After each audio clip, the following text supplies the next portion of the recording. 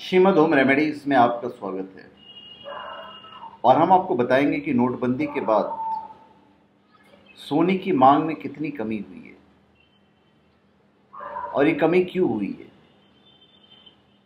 केंद्र के नोटबंदी के अभियान से देश में सोने की मांग काफी प्रभावित हुई है। दिसंबर और जनवरी में देश में सोने का जो आयात गिरा है वो काफी अच्छा खासा गिरा है। दिसंबर में सोने का आयात सिर्फ 54.1 टन और जनवरी में 53.2 टन हुआ है।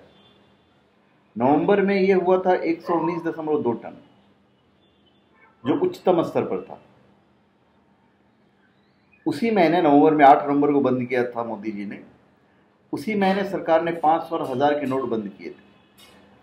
सोने के आयात में कमी से चालू खाता जो होता है, जिसे कैड कहते हैं, उस पर काबू पाना आसान होगा। अभी जनवरी में इकलौता ही 43% आयात घट गया था।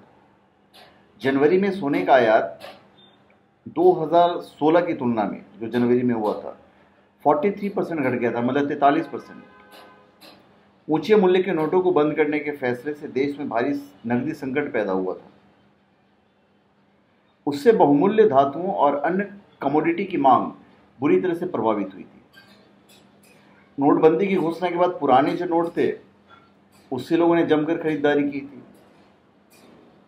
रिजर्व बैंक के आकलन पत्र के अनुसार नोटबंदी की वजह से सोने के घरेलू मांग में अचानक तेजी आई, क्योंकि लोग पुराने नोटों के बदले प्रीमियम पर सोना खरीदने को तैयार थे। रिजर्व बैंक के आकलन पत्र के अनुसार नोटबंदी के बाद सोने के घरेलू मांग में भारी इजाफा हुआ। खरीदारों ने बहुत ऊंचे प्रीमियम पर सोने की जो खरीदी की थी वो बंद नोटों के जरिए की थी। इवन रिजर्व बैंक ने कहा कि देश में रत्न और आभूषणों की 80% खरीदी नकदी में की जाती है। तो नकदी संकट की वजह से उपभोक्ता मांग प्रभावित हुई। भारत दुनिया के सबसे बड़ा सोना आयातक देश है। यह मुख्य आयात मुख्य रूप से घरेलू जो उद्योग है, सोने चांदी का, गहने का, उस उद्योग की मांग को पूरा करने के लिए किया जाता है। तो धन्यवाद।